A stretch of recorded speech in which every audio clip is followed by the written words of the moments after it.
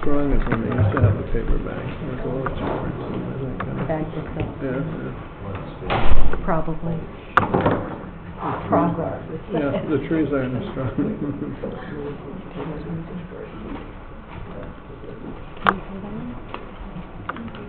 Good evening. Welcome to the Zoning Commission. This is a special meeting on January 13th. Hi, Tom. Saw you wave. Anyways, January 13th, 2020. This is a public hearing. We're going to be discussing adopting or amending our zoning regulations, Section 1916, Section 1917, adoption of amended zoning regulations. This is a public hearing. We're going to start off with Glenn Chalder from Planometrics after we introduce our board. We have Dan Ferrero, Yeah. Paige Rasted, Carl Walton, myself, Jill Conklin, Jennifer Roy, and Glenn Chalder. Do you want this? Oh, special. I know, we got, well, there we go, perfect. Good evening, everybody. My name is Glenn Chalder. I've had the pleasure of working with the Commission over the last probably year and a half or so on updating the zoning regulations. I put together a ubiquitous PowerPoint to just give you an overview of the regulations, the types of changes, et cetera, which are in there, and set the stage for the conversation overall.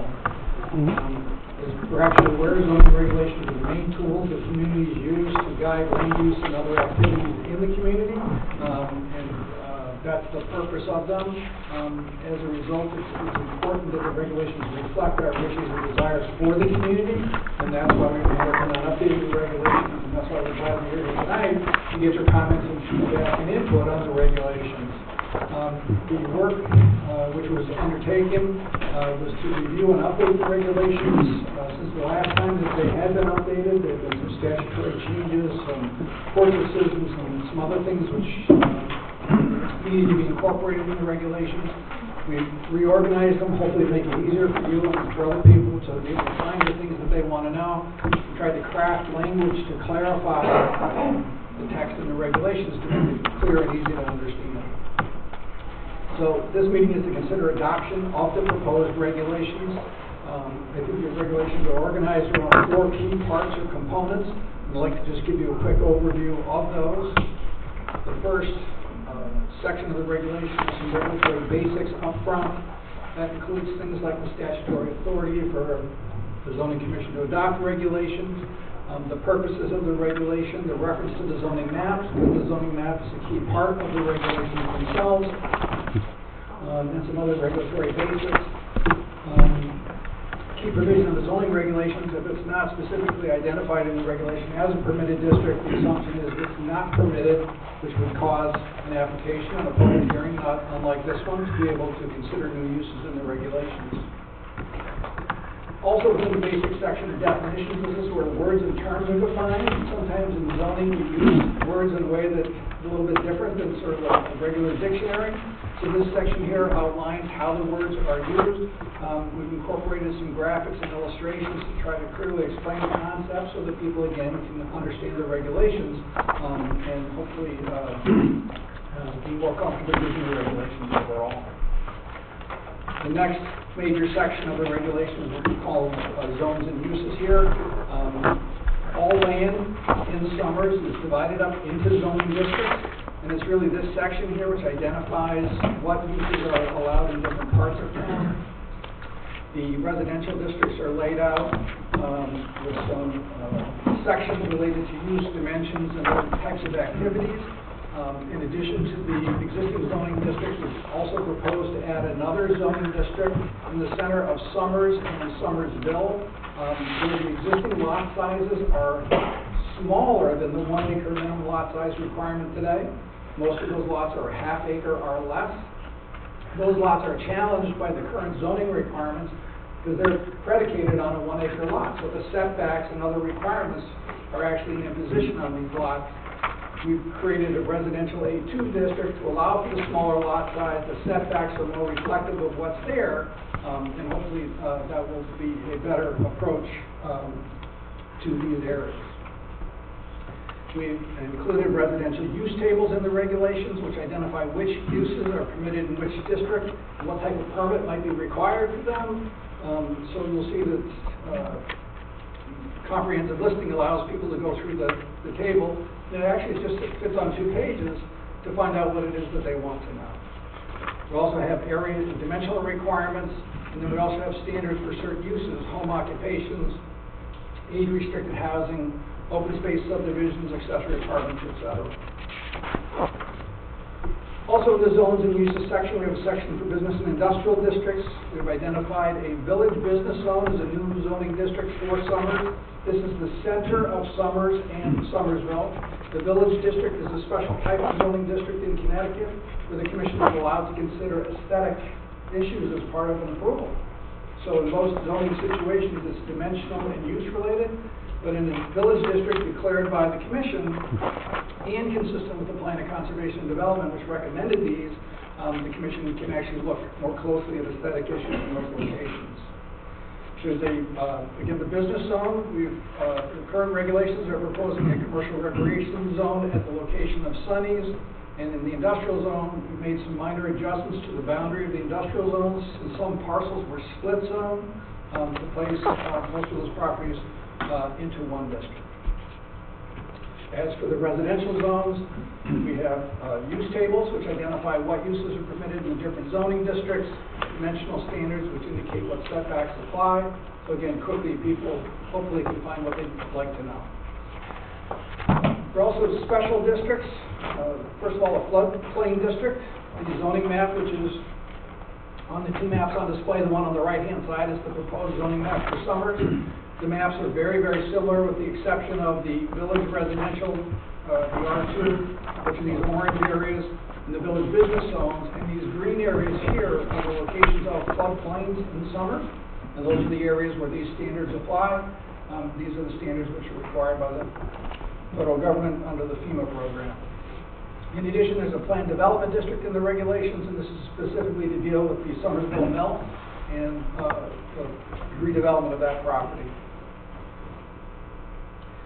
There are some use-related provisions. Again, certain uses are prohibited, horses and ponies, temporary uses, public utility uses, alcoholic beverages, and wood-burning furnaces. The standards for those are identified in this section.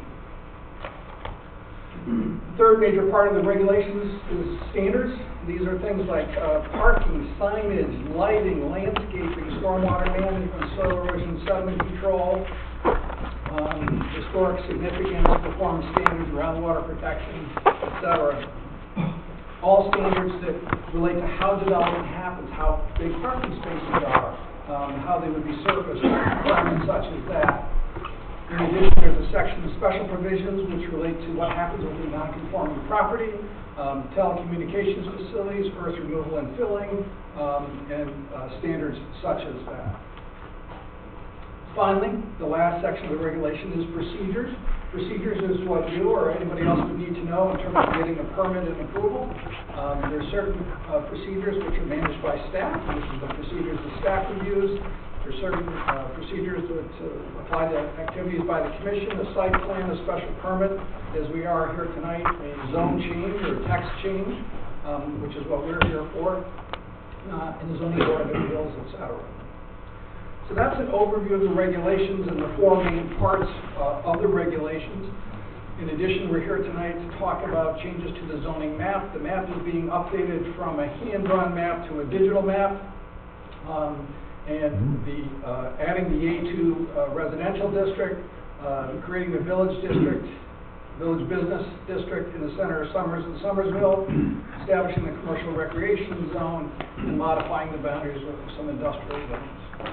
So the commission has been working on these for a year and a half. We've had 2 or 3 public informational meetings to get feedback. We think the regulations are getting close to ready for adoption, and that's why we're here tonight. So we look forward to comments and go from there. These files are on, before I open up the public hearing, I want to say that these files are on,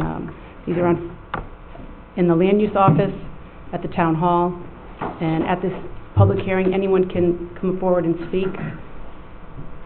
We just ask that you come up and sign in on our sign-in sheet, and then speak into the microphone, state your name and address.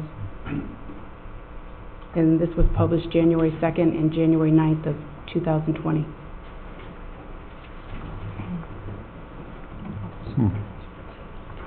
Jennifer Lloyd's going to read some emails that have come forward and a report from planning. Right.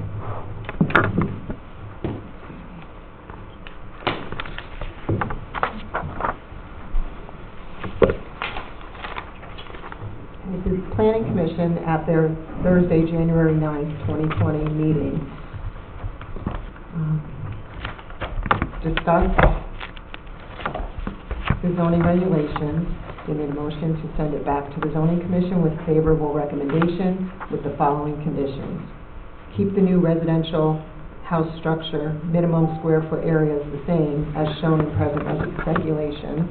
Keep the full basement foundation requirement the same as shown in present regulations. And keep the same A-zone prohibition of removal of earth products as shown in present regulations. Motion was seconded by William Salka. A vote was taken, and the motion passed.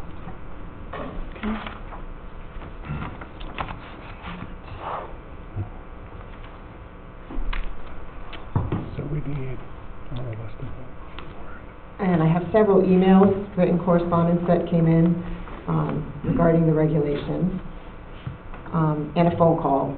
Rick Lino of Mason Lane in Summers thinks that the new proposed regulations are great, including a winery, a distillery, and breweries.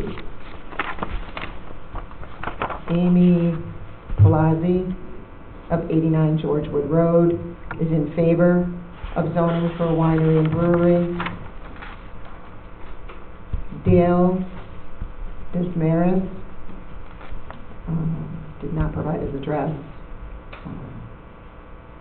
In favor of winery, zoning for a winery. Lisa Salenbass, 15 Olmsted Manor Drive, is in that we should not, I believe the winery special use permit should not restrict a winery from selling for on-premises consumption or from serving food, so she's in favor. Susan Parvensky, 5 Eagle Brook Drive, is very much in favor of using zoning for a winery and or event venue. Wendy McClure, 16 Wood Road, encourages the commission to create regulations that support the creation of a winery in Summers. Deborah and Thomas Brown, 33 Ridgewood Road, in favor of zoning for wineries.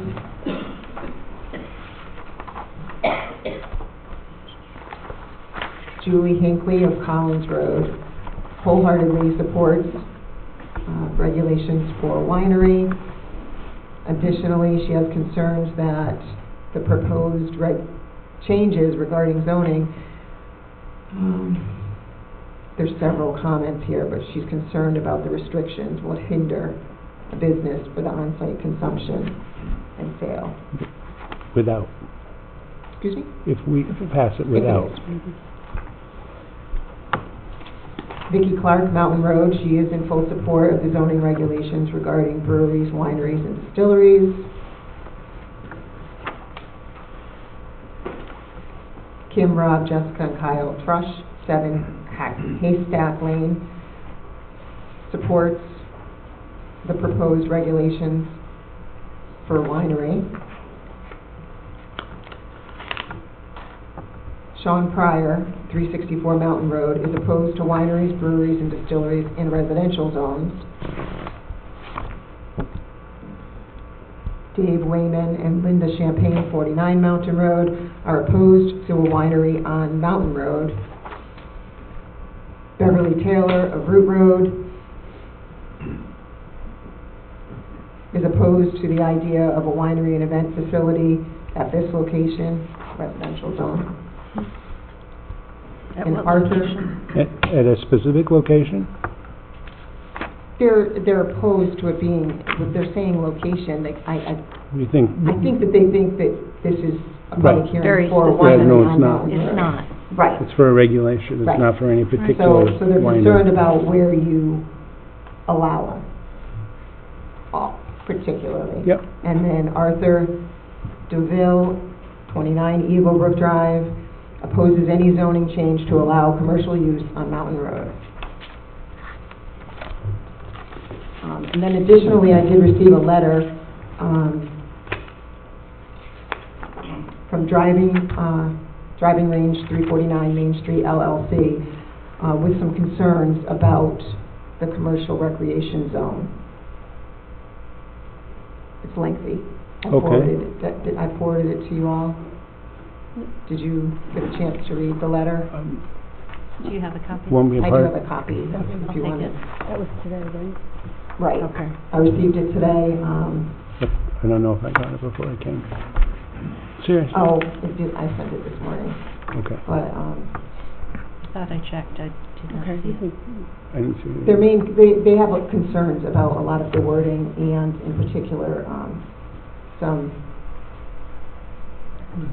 strict requirements that the way that it's worded would make them have to No, she's reapply talking for about- uses that are already existing. Any for additional- use that exists is grandfathered. Right. And I guess in summary, it says, based on our review, if the proposed regulations are adopted, the property at 349 Main Street would be considered pre-existing non-conforming use Yep. upon adoption, which would severely limit the uses at this property. No. Driving Range 349 Main Street LLC has made a significant investment into this property based on many historical special use permits issued by the town of Summers. The proposed regulations, if adopted, may not allow some or all of the uses that were previously approved, since some existing uses will require a new special use permit annually. This could have severe economic ramifications to Driving Range 349 LLC. Okay. There's more, No, I understand. but That's not the That's a summary intention. of their concerns, and that, because we've removed Golf Center from the A1 zone. I think it's still in here, isn't it? No, we created a part. Find it. Golf center in the A1 zone? Is I it could have still sworn there? I just saw Golf Center.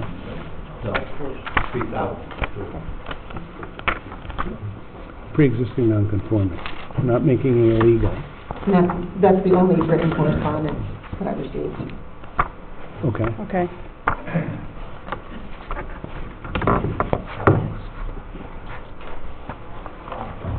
I sworn I saw it in there. Sorry, one more.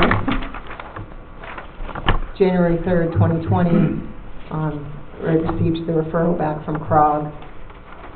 And I will read their comments. The staff of the Regional Planning Commission of the Capital Region Council of Governments has reviewed the zoning referral and finds no apparent conflict with regional plans and policies or the concerns of neighboring towns. Staff commends the town on its thorough and comprehensive regulation update, particularly smart growth-related amendments, emphasis on pedestrians and amendments that support the region's goal to protect the air, water, and soil quality of the capital region. The town may want to consider shared parking requirements as an additional method to support the aforementioned goals and proposed regulatory changes. A slight increase in an industrial zone in proximity to Ellington has been proposed, but existing residential zones provides a suitable buffer from the adjacent community's residential agricultural zoning. And no other map changes have been proposed in proximity to town borders that would likely have an impact on abutting communities. Public hearing date's been scheduled for January 13th, 2020. In accordance with our procedures, this letter will constitute final CROG action on this referral. Questions concerning this referral should be directed to Caitlin Palmer.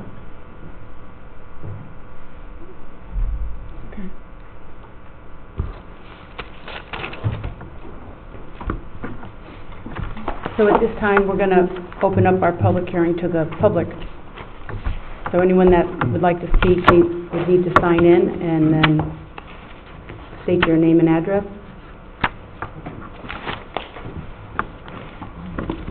Good evening, John Parks. I'm here on behalf of 349 Main Street. Basically, 25 years ago, I was involved in getting the application for that commercial golf center approved. Since then, Sonny's Place has been back here 14 different times with 14 different approvals to allow them to have the use they have today. And looking at your regulation, I understand your comment about non-conforming doesn't make it not legal. But if you read through your regulation, many of the uses that are currently going there, they would have to resubmit based on your commercial recreation section. And these non-conforming uses, you can't expand a non-conforming use. So basically, once you make Sonny's Place non-conforming, that's it. They can't do anything else. And there's conflict with some of your other sections of your regulation, and I would urge you to look at the letter that Jennifer received today, because there's numerous sections where, for example, they serve alcohol there, but under your new regulation you can't have alcohol in this zone. And you're creating a situation where a business that has complied with your regulations and built in reliance on those regulations is now suddenly non-conforming. And the way your zoning map lays it out, it strikes me as a spot zone, because it really only targets this one property, when in fact there's 2 golf centers in Summers, and I know the owner of the other one is here and has concerns. My suggestion to the commission is that you remove the commercial recreation zone and put the commercial golf back in there, so that we're not conforming, because there's been a lot of investment and reliance, and I honestly don't think that the board's intent in the regulation is the same as when you apply the facts of that situation to your new regulation actually happens. Because, for example, once we're non-conforming and we come back to you we've been here 14 times, so let's say the 15th time Sonny's Place is here, right away they'd be expanding a non-conforming use, which is not permitted.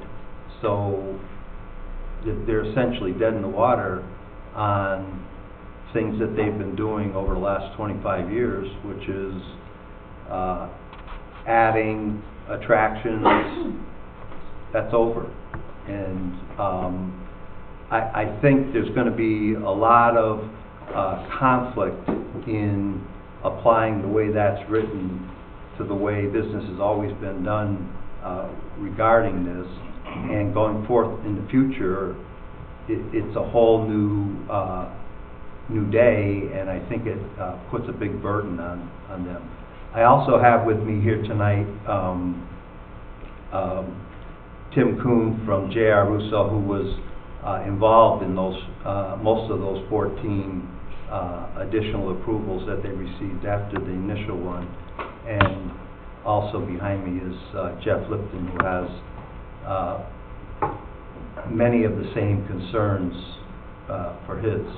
So we're opposed to the commercial recreational zone we think it really needs a significant amount more work, and if the board is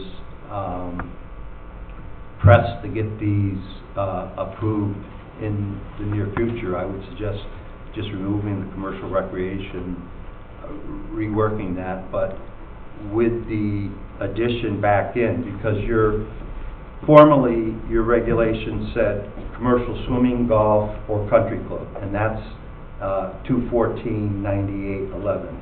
That was the regulation that this center was improved on, but your current regulation, 3.2E1, allows in the residential zone golf courses or country clubs. It doesn't allow this particular operation, which is what makes us non-conforming. So I would urge you to reconsider that. I'll turn the microphone over to Jeff. I think he probably has the same concerns. And if you have any specifics about those 14 approvals, I have Tim Kuhn here. Thank you. Thank you, John.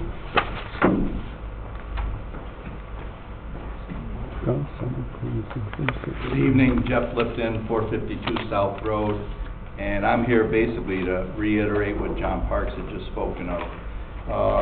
We've been there 30 years and have operated the driving range, and we have a sand trap, and we do other related commercial activities under an additional permit, where we have the American Legion there once a month doing a flea market and few car shows that are spread out in between.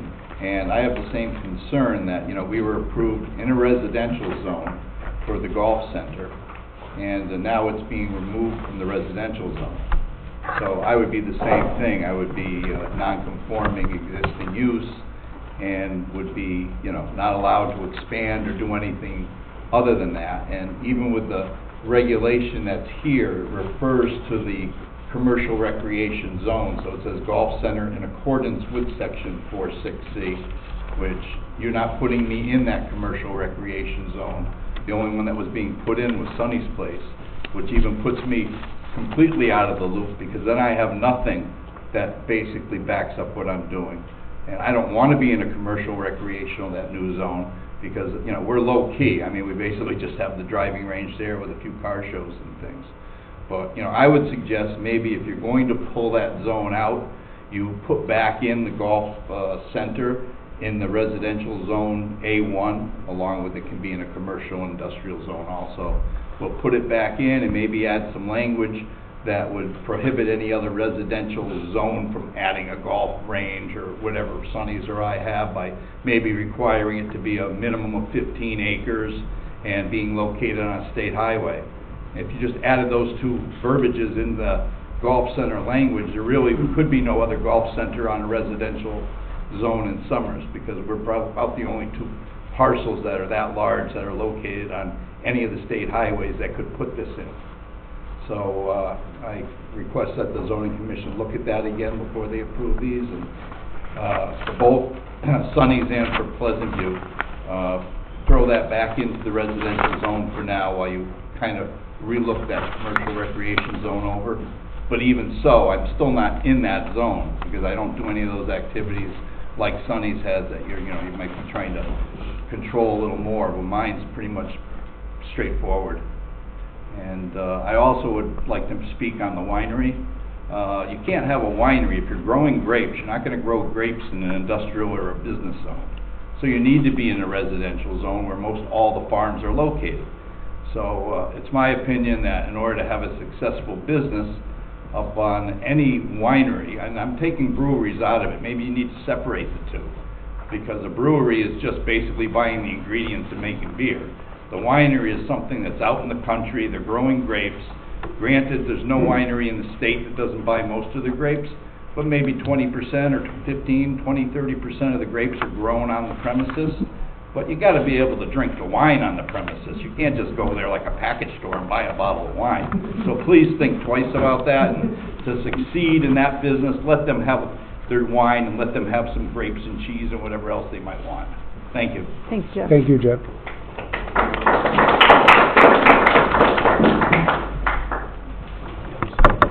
please.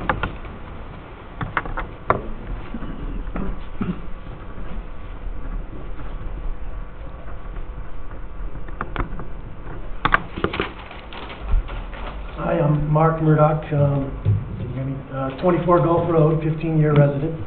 I just have a prepared statement here. I just want to thank the Commission for its time and efforts to take on the daunting task of reviewing and updating the exhaustively long zoning regulations and for allowing Summers residents the opportunity to offer some comments on the recently issued draft. I realize that the Commission has been busy reviewing other important and controversial zoning applications lately, and that you have not had the opportunity maybe to review some of the changes, and you haven't met as a group to review some of the latest changes since October 21. You therefore might not be aware of some of the issues with them, and in particular, I wish to address some of the rules proposed by wineries and breweries. In paragraph 611.3, it's stated that the on-premises consumption of beer, wine, and cider not exceeding 6% shall be located within 100 feet of a church or school. I guess I find this statement a little bit confusing because virtually all wine has a higher alcohol than 6%. And in fact, most of the beer nowadays is over that too. This statement seems to be either allow bars or liquor serving establishments to be located near a school, or basically prohibits APB above 6% entirely. So I guess I'm going to look at that statement and clarify that. This section also does not define a brewery or distillery, only a farm and winery. What was that section? Was it section 6? 611. 3, number 3? Yeah. On premise. Oh, on premise. No. So it's just Not confusing. 611.7 and 612B2, it stated that wine, beer, and distilled beverages cannot be consumed on the premises of a wine, brewery, or distillery. I find this requirement to be a bit irregular and contrary to the state's desire to promote agritourism and farm-based commerce. Most people I know go to these establishments not to only to taste, but to enjoy the atmosphere and scenery that a farm, winery, or brewery uniquely offers. To disallow people the freedom to consume at their discretion prohibits people from enjoying this freedom, and therefore disadvantages a potential winery or brewery from drawing customers and becoming established or even competitive. Versus the 48 or some odd wineries and 60 now breweries in Connecticut. I feel this is a deal breaker for a potential winery. In paragraph 612B4B, the number of samples allowed for a consumer to consume is limited to 3, not exceeding 3 ounces.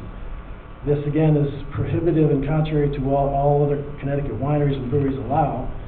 In addition, 9 ounces of beer is much different than 9 ounces of wine or hard liquor. I would hope that the commission would not establish these limits on a farm winery when restaurants and bars do not have these limits. State law and the insurance industry already regulate alcohol consumption, requiring servers to attend tips training and setting high liability insurance rates. In paragraph 612B4C, this states that no food shall be served as part of the tasting room operation. Well, I don't have a specific issue with this requirement. I think each situation and property is different, and the Commission would be better suited to handle this through the special permitting process rather than a blanket statement for all conditions. In some discussions in the October meeting, comments were made that characterized winery customers as possibly reckless or irresponsible. And I believe many in the audience today would take strong exception to that characterization, and it appears that the Commission members may not have had the occasion to visit a local farm winery. Wineries attract higher-end, middle-class adults looking for a quiet afternoon activity. Tastings are done between 12 and 6 p.m. typically, and wineries are required by state law to close by 8 p.m. This is far different than the crowd you might see at a rock concert or a bar late at night. At the same time, there's other situations where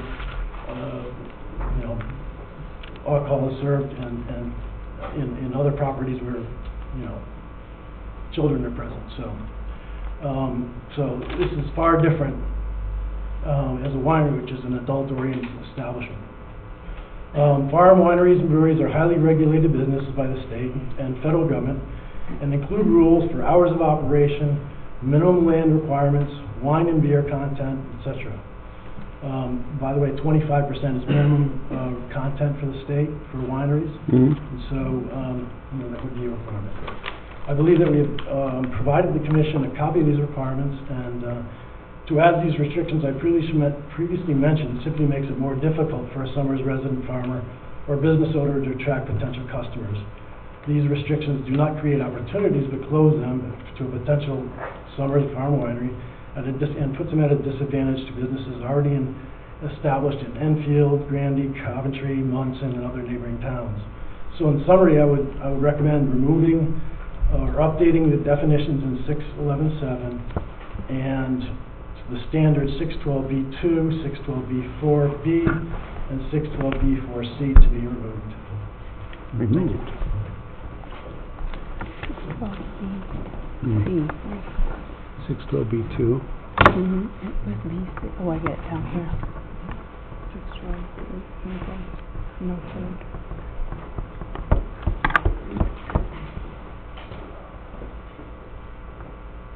Ken Pryor, 364 Mountain Road.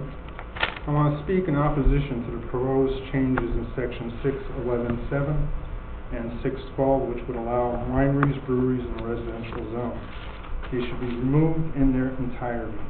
These establishments will negatively impact the tranquility, safety of our neighborhoods, increase traffic, and reduce property values. I realize these are broad regulations you're looking at tonight, but many people here have a stake in one location. You just heard from the developer trying to water down, strip line items from your proposal to fit their grand plans and piggyback on existing special use permits where alcohol currently is not allowed, thereby circumventing previous town and court rulings.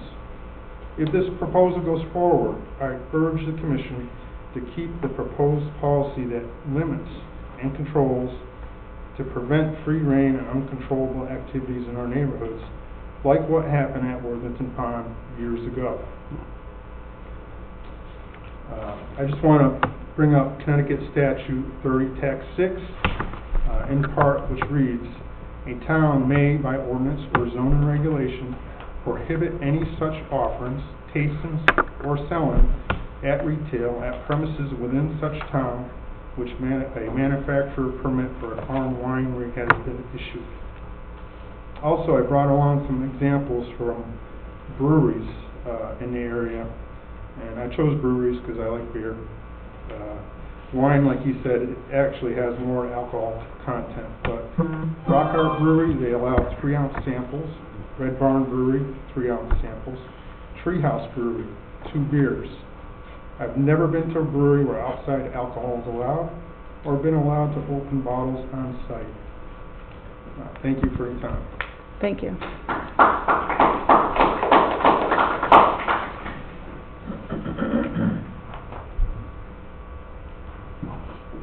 Anyone else on anything else from Karen's coming to?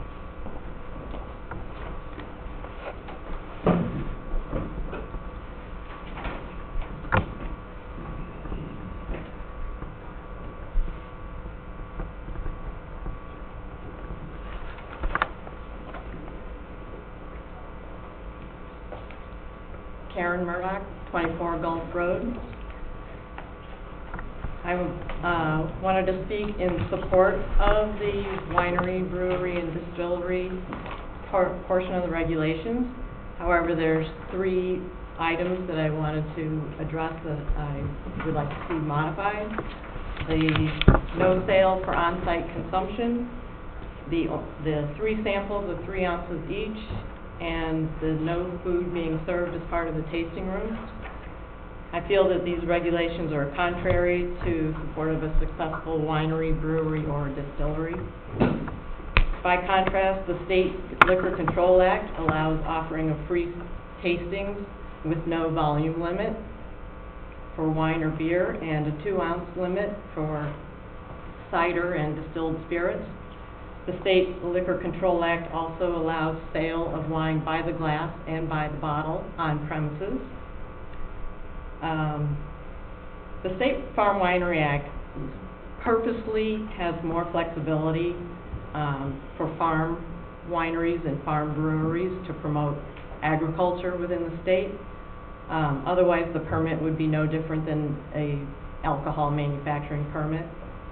The state is specifically trying to promote Connecticut wine sales and therefore promote Connecticut agriculture. That is also why the farm winery permit requires 25% of the fruit being used in the wine to be grown within the state. People who visit farm wineries in Connecticut don't go just to buy a bottle of wine and then leave. They go to enjoy the rural farm setting of the vineyard, which is typically surrounded by beautiful views. They go to have a nice picnic lunch and enjoy a glass of wine or share a bottle with their friends. By limiting wine sales to off-site consumption only, the town of Somers will effectively defer wine enthusiasts to other nearby towns, Enfield, Granby, etc. There are over 40 wineries now in Connecticut participating in the Passport to Connecticut Wineries program. This is a program sponsored by the Connecticut Department of Agriculture. Every one of these wineries allows wine to be sold by the glass and by the bottle for on-site consumption, to be enjoyed on their grounds. Most wineries allow visitors to pack a picnic lunch, and many offer on-site food, such as cheese and crackers, or sometimes they partner with local restaurants to showcase the restaurant's specialties. I feel that offering food to patrons is a responsible component of alcohol sales. One of the greatest benefits of the Passport program is that it gets people to tour different parts of the state where they wouldn't normally venture. And while people are driving around, they're buying gas, they're going to restaurants, and they're shopping. The Department of Agriculture estimates over $1 million in winery sales due to the Passport program, and an equal amount injected into the local economies while people are touring the wine trail. I understand there is some opposition to the addition of wineries, breweries, and distilleries by a few residents in town. I feel their fears are unfounded. Passing these regulations does not open the door for large-scale operations. Rather, the specifics of each potential brewer would be reviewed by a special use permit. The traffic patterns associated with a winery would not likely be any greater than any other large parcel land use, such as a new development. There's not a steady stream of drivers following the wine trail. People come and go sporadically. And the State Liquor Commission does not allow any other alcohol to be sold on the premises of a winery with a farm winery permit. While I fully support the change to the zoning regulations to allow wineries, breweries, and distilleries, I ask you to please revisit the standards set forth in these draft regulations.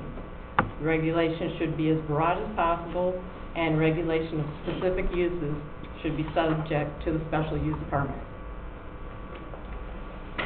Thank you.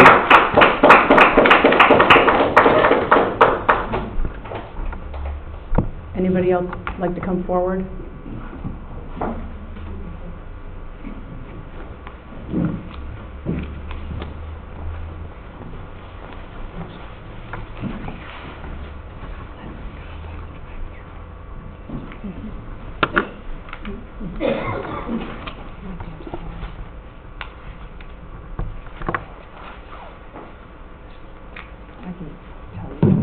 Hi, I'm Sarah Maskell of 335 Mountain Road, and I think that we should take the Murdoch's request to look at those brewery and wine zoning ordinances. Excuse me, can you talk into that microphone? Hello. There you go. Thank you. I couldn't hear you. I'm still Sarah Maskell at 335 Mountain Road, and I wanted to encourage you to take a look at the Murdoch's recommendations for not just wineries in the town of Somers, winery farms, but also breweries.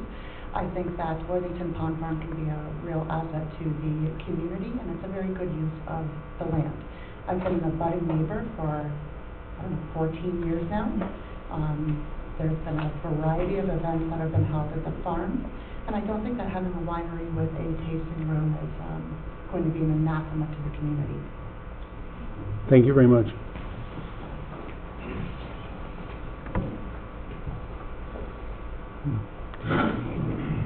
Jackie.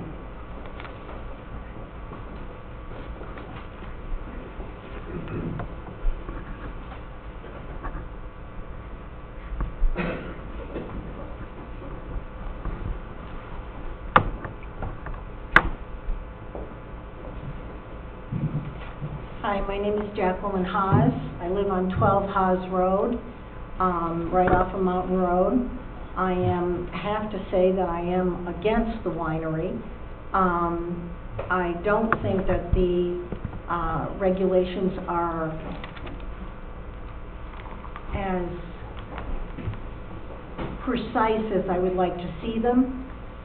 We have had many times where the noise level on Mountain Road comes up, and I live quite a ways away, but my land abuts, and I've actually had to call the police one time when they had rented the property and used it as a shooting range for about a whole day.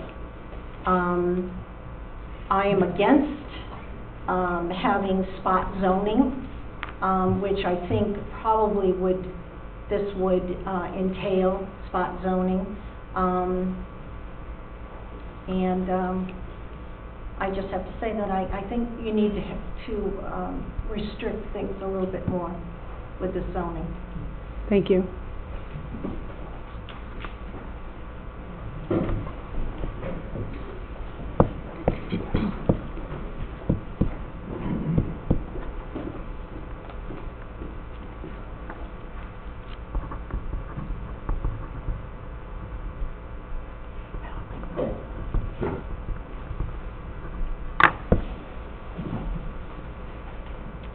Good evening, Vicki Clarkson Road. First and foremost, I know I said it in my email, but you guys have put in so much time, and thank you. I know this is a huge project.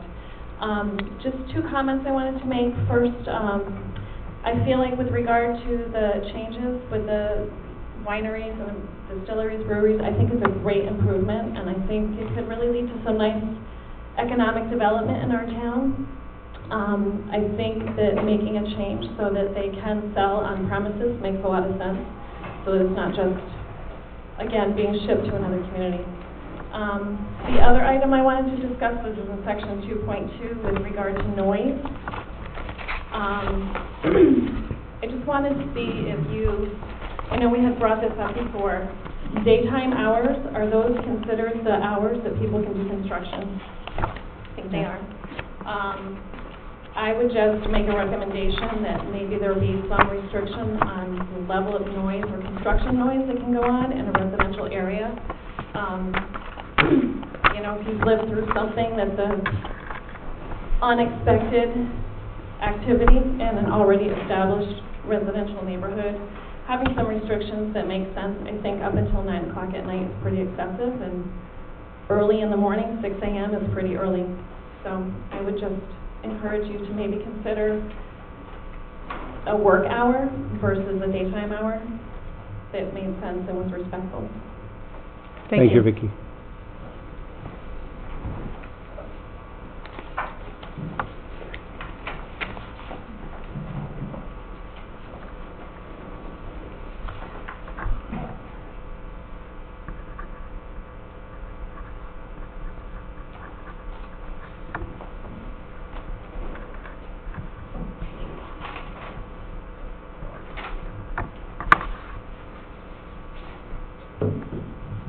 Get off to the wine for a little bit. At the last public hearing, Okay, name and address, please. Vic Hutton, 213 Penny Road. Okay. At the last public hearing, I asked for a blow-up of the what you were calling a commercial entertainment zone, which I understood was strictly Sonny's Place. And tonight I'm hearing about a commercial recreation zone. There's other recreation zones in town. Can somebody explain the difference here? Is it still strictly Sonny's Place? We're going to address all of this. You're asking questions, we're First of going to all, address you have the the... blow up that I requested? Not that- We do have a zoning map. The map was online. Right.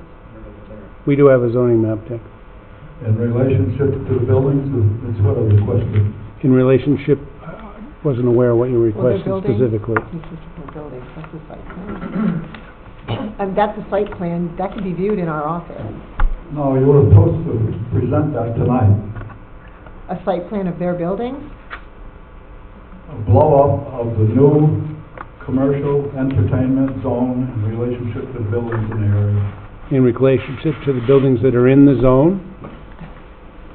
Well, more, probably the buildings next to it would be helpful. Anyway, can you explain the difference between the commercial entertainment and a commercial recreation? Or is that all one and the same? It's basically one and the same. Thank you. I wasn't aware that you asked for anything specific at the last meeting. Is there anybody else that would like to come forward and speak? Aren't we calling it a planned amusement recreation? No, it's changed to a Commercial recreation.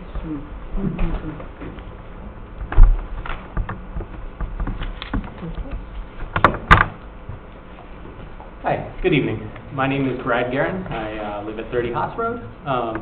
I am here to, number one, applaud the committee for taking the time to reevaluate the planning, and specifically on the winery and being forward-thinking on it and finding a nice middle ground. I am here to speak in favor of the regulations that are proposed, and as far as the limit on the amount of alcohol consumption and on the food as well. And I really think that there is an important aspect to consider here, and that's when we look at the rural communities and the A1 zoning, that Summers already has an issue, and that's, constantly we're hearing about crime being committed in these peripheral neighborhoods because we don't have the police force to really monitor activities that are going on in these outside neighborhoods. And in fact, in my time living here, I have never seen a police officer on Mountain Road. And that's an issue, especially when we start talking about these back roads, winding roads, accommodating large crowds like that. And so I feel like the proposed regulations really find a nice middle ground and help to mitigate and kind of get our feet wet, so to speak, as we move forward. And so, thank you. Thank you. Thank you. Thank you.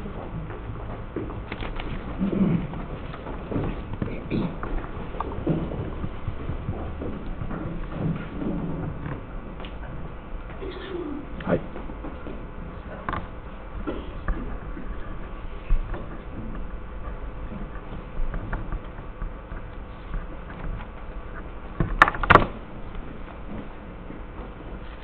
Hello, my name is Kelly Chiatello. I live at 118 Stafford Road. I don't have a lot to say beyond the fact that I support the winery and all of the proposals that both Murdocks have spoken about. Thank you. Thank you, Kelly.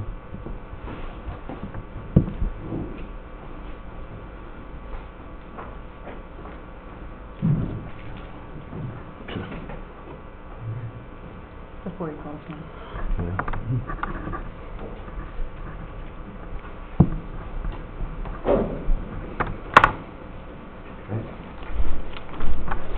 Hello, I am Gary Cara from Gulf Road, Summers, a lifelong Summers resident.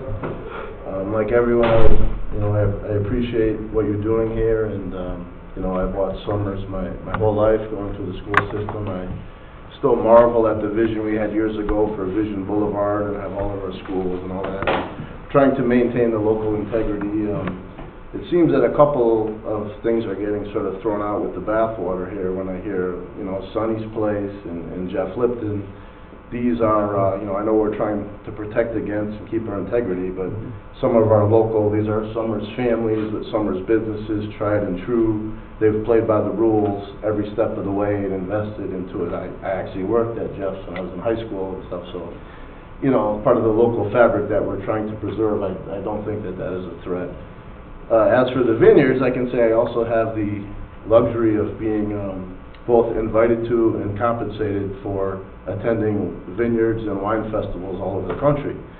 And I have never seen, I mean, you might as well have a ban on vineyards if you're not going to let them, you know, sample and pour at their place. I have never seen that at any vineyard in Connecticut or anywhere, so I don't even know what the genesis of that is, but you know, I can certainly see how that would be completely debilitating and would prohibit anyone from even opening one. So I would be against that part.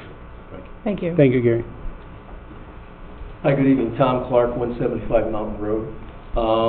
First and foremost, I live, again, on Mountain Road, so I can tell you that the police do go up and down Mountain Road, so I just want to... and I'm very supportive of the Resident Trooper's Office because they do a good job. So, first and foremost, regarding the regulations pertaining to the winery, or not even the winery, but just the alcohol consumption, I think it's a great idea. I also think that they should be able to allow someone to sample wine. My wife and I have been to Sharp Hill and Pomfret. They do a great job out there. It's in a residential neighborhood in that area as well. Has a lot of similarities, so I think something like that would be something, if you're going to allow that, then you should probably allow someone to be able to purchase wine and have some wine at the destination. Without that, I think it's not going to be very successful. Secondly, I would say I want to concur with my wife when we talked about the daytime hours of work. Currently, there's 7 to 9 Monday through Saturday, and 9 to 9 on Sunday. I would urge that you reconsider that in regards to contractor, have some more specific hours for contractors, and maybe something that's going to allow contractors to do the work on a Saturday or Sunday, but just more reasonable hours than from 9 to 9 or from 7 to 9, because again, if there's a lot of work that's going on in town, there's going to be a lot of projects that are coming up that's probably going to adversely affect people if those hours are kept as they are. So I would urge you just to reconsider that if you can, and take a look at that, and maybe perhaps just make a separate category for contract hours. Thank you, and thanks for all the work you're doing. Thanks, Tom.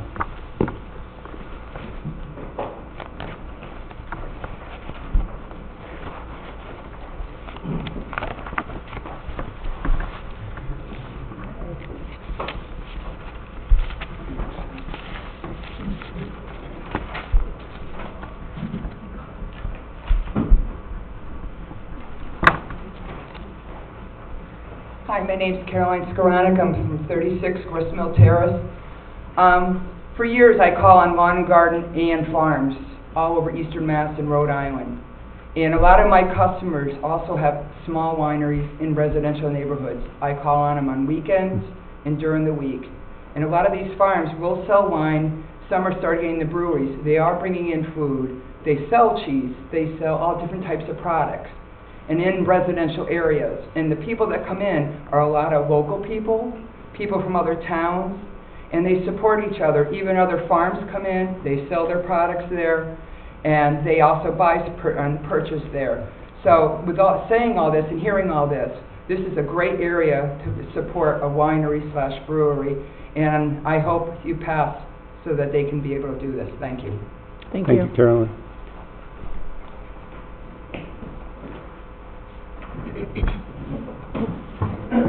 I know I already signed, but... That's all right, you don't have to sign in, I just, forgot one thing that I wanted to just say. state your name so we know. All right, Jackie Haws. One of the things that was my concern is that the water consumption, which has never been brought up. We have all wells in our area, and we don't have any water coming in, piped in. And I'm concerned about if you have 25% of your vineyards being watered by a local aquifer, how is that going to impact me as a homeowner with a well that's been drilled for almost 100 years? Is the level of water going to be, how much water is going to be consumed? And, you know, that's kind of something that's not even mentioned. And it's my concern. Mm-hmm. Thank you.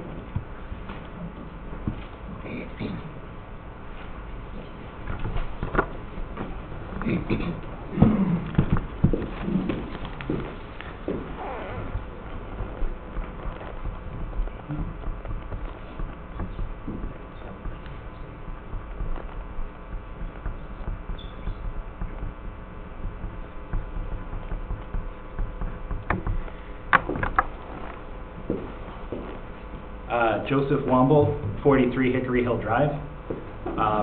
So to be honest, I just kind of came down on a whim because I saw stuff on Facebook, but which is, you know, silly, but No, not silly at all. I personally would advocate for allowing both breweries and wineries and distilleries. I mean, I definitely visit some of the local ones, and it does drive business into the area. I also agree with the recommendations that the Murdocks made in terms of reducing some of the regulations around it. I mean, I personally used to go to Cold Creek a lot in Ellington because it's not too far, and they pretty much stopped selling on the premise, and I stopped going because, you know, it is kind of an aspect to that business, whether it's a winery, a brewery, a distillery. And I think, you know, in general, part of the reason that I personally moved to Somers is because it's it's a prosperous town that, you know, doesn't rely solely on us, you know, on the residents as taxpayers, and attracting business to the area, I think, would help maintain that, you know, in being one of the more reasonable Connecticut towns. So I would definitely encourage business positive propositions. Thank you. Thank you very much.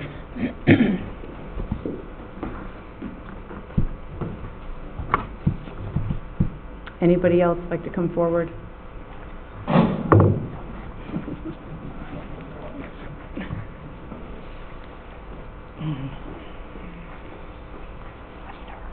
Oh, don't be nervous. How do you think we feel?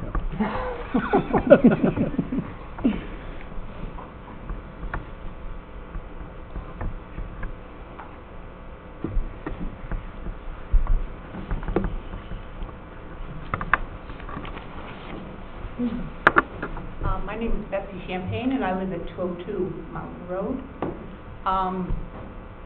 I enjoy going to wineries and to breweries. For the most part, they're very relaxing. I did hear, though, of a brewery, a winery, I guess, in Coventry that had music on weekends, and I'd be opposed to having something like that if they have the winery up on Mountain Road because of the noise. I'm also concerned of traffic, and there's lots of walkers and bikers in the area, and I'm concerned for their safety. But if we can kind of think of those concerns and making up your decision, I would appreciate that. Thank you. Thank you. Thank you very much.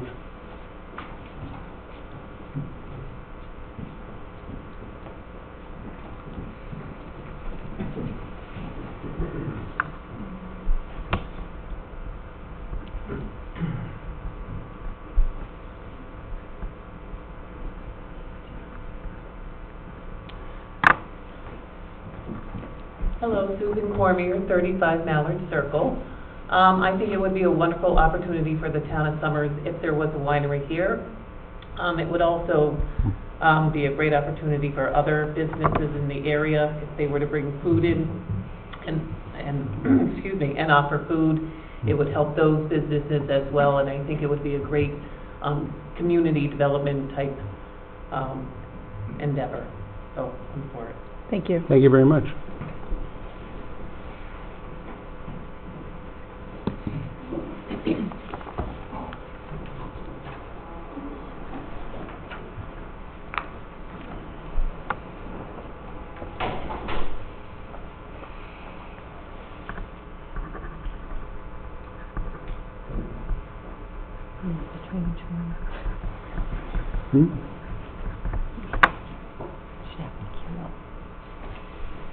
Hello, this is actually my first town meeting, so I'm really excited to be here today. I just want to let everybody know I'm Just in favor. Name and Oh, address first. Sure, Dawn Cuvier, 24 Hillcrest Drive. And so, I'm in favor of a winery in Summers and in favor of the, most of the regulations for the wineries, breweries, and distilleries. I also want to say that I'm in favor of all of the Murdock's, presentations today and the noise regulation. I would like to reconsider the construction noise. Thank you. Thank you very much.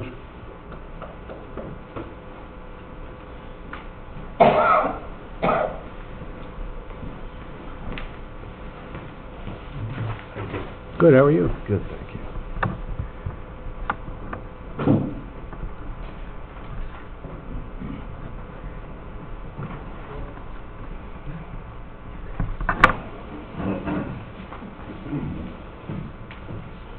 Hi, my name is Dean Giachello. I'm at 118 Stafford Road in Summers.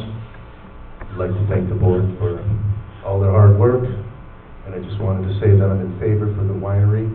I think it would be a good thing for Summers. It would bring in some positive revenue, and I'm in favor for it. Thank you very much, Thank you. Dean.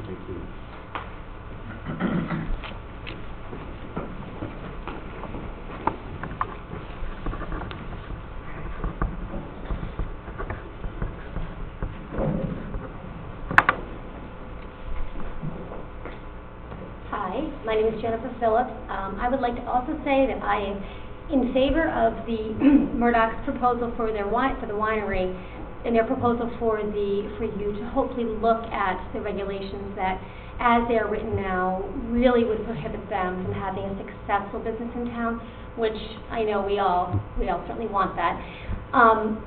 All of the wineries that I have visited in Connecticut and in the surrounding states are in residential areas. All through Mystic, Stonington, very rural roads, much more rural actually than what we're even talking about. Well able to manage it, well able to manage the traffic and so forth. And with the hours being daytime hours at 12 to 6, and they need to close by 8 o'clock, wineries are very well regulated, as Karen was explaining, and I think that's important to really think about when folks are worried about noise and when they're worried about how it may change things. It's a business that actually will close quite early compared to some. I would also like to state that I am in favor of looking at the hours for construction in our town in terms of being respectful to all homeowners and our townspeople, to have them be more reasonable. Were they not daytime but business, or however it works, but whereby they were not doing construction, 7 a.m. through 9 p.m. at night. I think that's really important. Thank you. Thank you. She didn't state her address, right? We have it there. Yeah. 17 Gulf Road. 17 Gulf. 17 Gulf Road. 17, yes.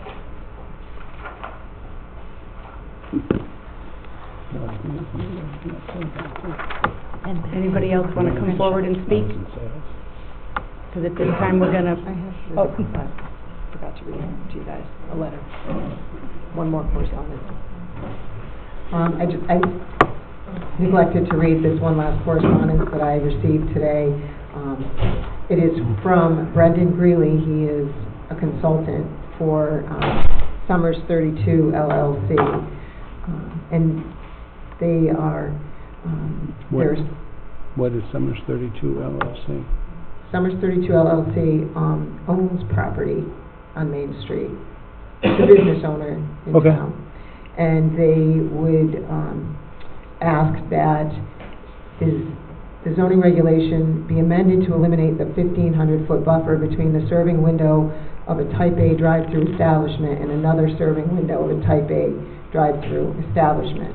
They respectfully submit that this buffer unnecessarily prohibits desirable food service establishments from entering the town of Summers. Good. That's it, right? Okay, so at this time, I guess we're going to address some of the questions. I don't know.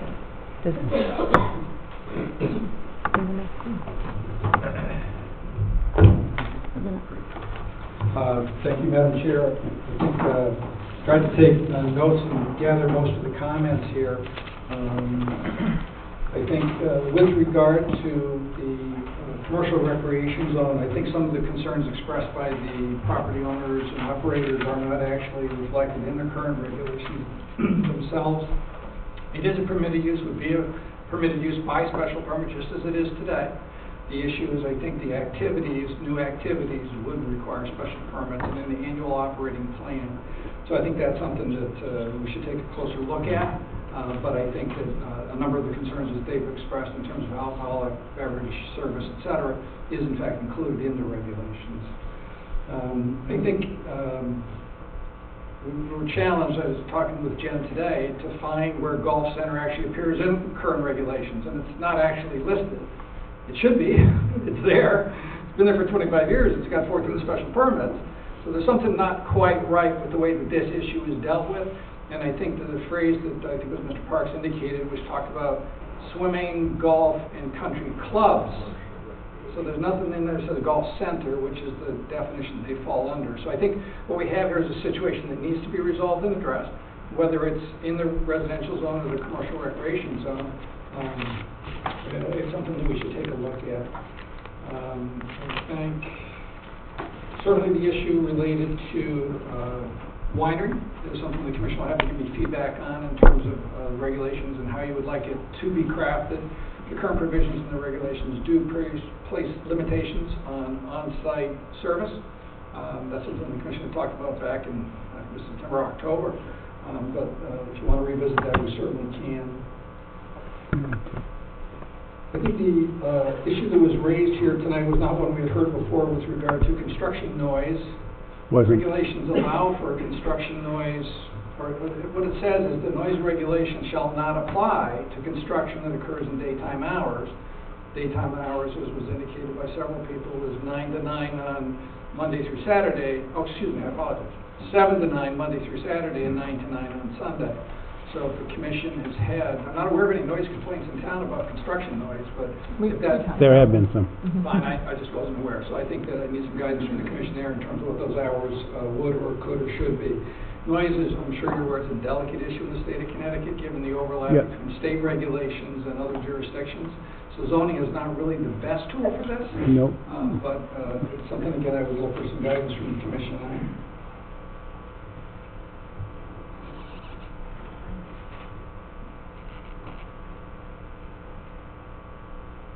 I don't think I have any other comments, Madam Chair, members of the Commission, for tonight.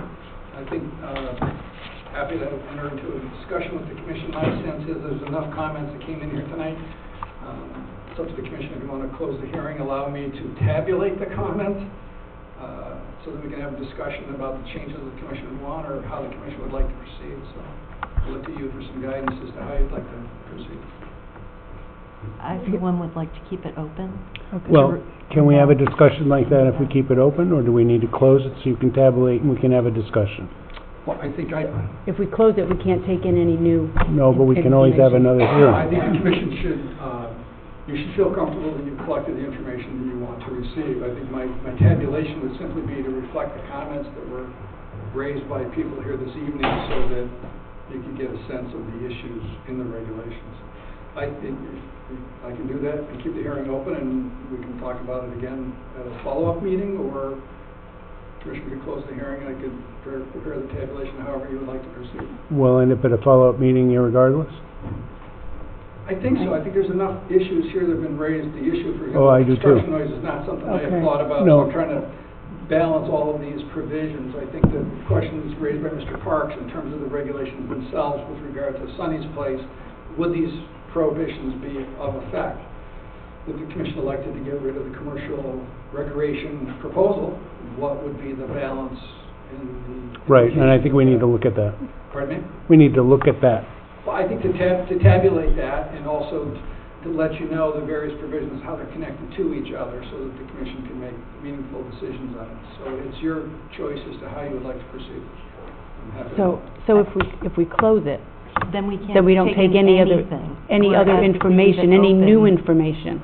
If we leave it open. Well, no, I'm staff, so I mean, I know. the functional I'm just- equivalent thereof, so I can No, tabulate. right, but if we close it, we can't reopen and take more public comment, or we could? If you wanted to do that, then you should. My advice would be to keep the hearing open. Keep it open. right, if we want to Okay. take in We more... may, I think it makes sense to keep it open then, because I think we're gonna have to work on a few things and re-propose it. So what is the commission's schedule moving forward? I know our normal meeting date would have been the third Monday of the month, but next Monday is Martin Luther King Day, so town Yeah. hall I believe is closed, so. What's your? Oh, the next third Monday is Martin Luther King Day. Correct, that's next week from today. Would have been our normal, Oh, a week from today. would have been Yeah. our normal third Monday of the month. Right, Yeah. right.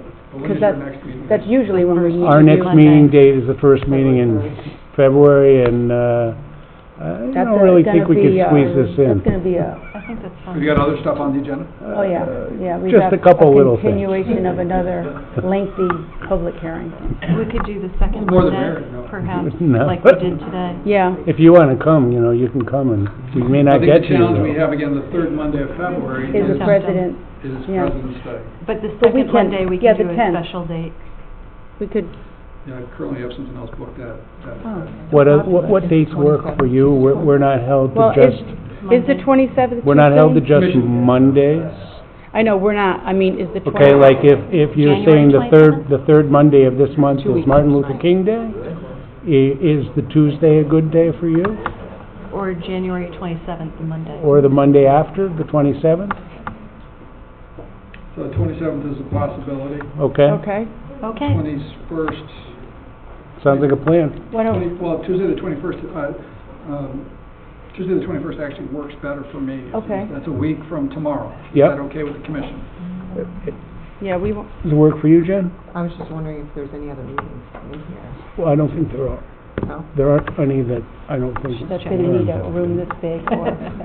So that, if I may, Madam Chair? Yes. just For the commission, for the public, my Yep. job will be to tabulate the comments and present them back in a document. I'll do it as quickly as I can. As soon as I get it back here, Jen can post it. So in advance of the meeting next week, this tabulation would be available. People can look at it.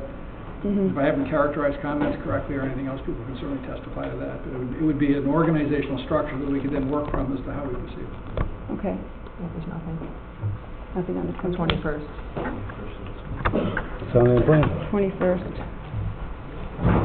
So we're gonna continue tonight. public hearing. Continue the public hearing to the 21st. That's a motion.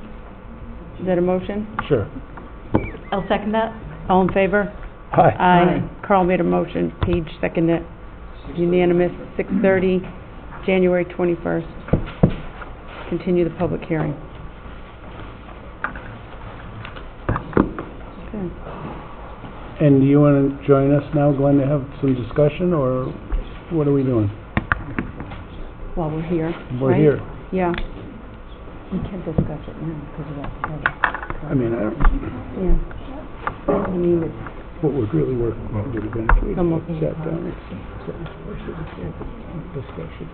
If we sit down with them at a table and have a discussion, we'd get more these guys. further, yeah. Yeah, I think we're gonna end we up should, doing right, that. right now? No? I don't know. Yeah, so, I mean, We're right trying to now, figure out should we how to- just have like a discussion going on with this? Is that Right, inappropriate? is that- Yeah, appropriate? I mean, Just like, 5 or 10 minutes just to We see just what, continued the public hearing to the Right. 21st, so I don't... we did. I think we're supposed to close the public I mean, But I this don't- is a zoning meeting and we're discussing, It's not, well, it's How- a special meeting and it's not on the agenda. I'm not sure how... No, I people understand are that. leaving I and we're gonna understand talk that, about Jen. it. This discussion would be about, well, I came to this meeting with the suggestion in mind that we were gonna pull that out of our regs before we adopt. yeah, that's what we Because were, there's a lot of discussion there, okay? we were gonna remove I it. didn't think it was necessary for the winery part, because I think we can amend those. well, I think based on what I've heard tonight, I've already done some advanced discussion or thought process as to... On the winery? If you, well, the winery needs some guidance from you guys on that. Yeah. If we took commercial recreation out, what other changes, how that would filter through. So you think you can make an adoption that would still No. leave us I will, regulations? based on what I've heard take this tonight, up at I a will later tabulate time? comments for you to set the framework for discussion, and people will be able to comment on that. Okay. But I mean, I could, if the commission wanted, lay out specific options on different things. It'd be more of a report than a tabulation. Might be more beneficial, this helps steer us a little bit. All right, let me get the tabulation going first. That's, But you know what I I'm want to get it asking to you for? guys in far enough in advance of the meeting that you... Okay. Yeah. I don't want to control it. Is that how you see it too, or? So I imagine that if we were to take things under consideration and we made some changes to the actual regulations, would we need another public hearing after? No, because I think what we're doing is responding to public comments. If we decided to change the regulations in some major material way, we decided to Then we would have to eliminate have all another. industrial, hang on a second, if that wasn't part of this public hearing, I would advise us to then go back. Right.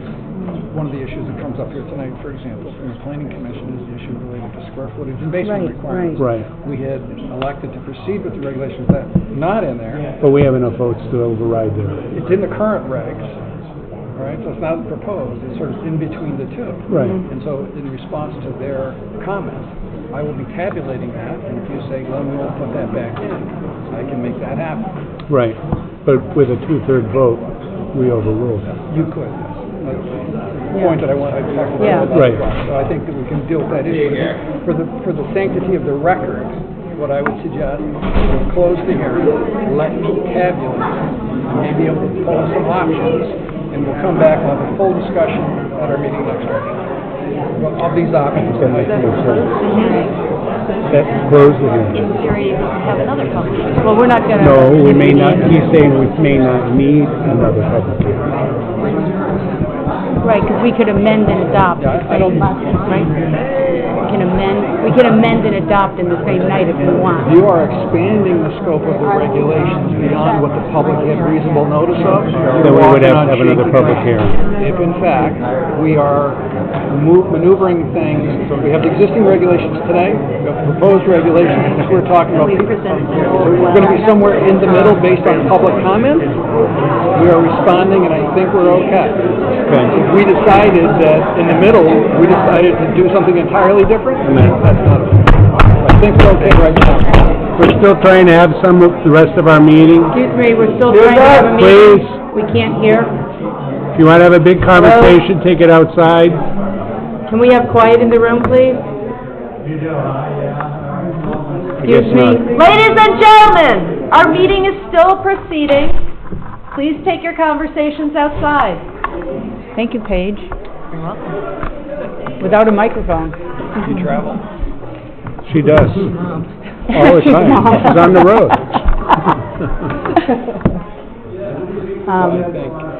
All right. Go that way. So you're gonna tabulate what went on? Get it to you as quickly as I can. Yep. And then That'll provide a framework for where we go from here. Okay, I mean, we're And not we're not adding gonna adopt anything new. tonight. We're really not. We're just honing in and modifying some of these things.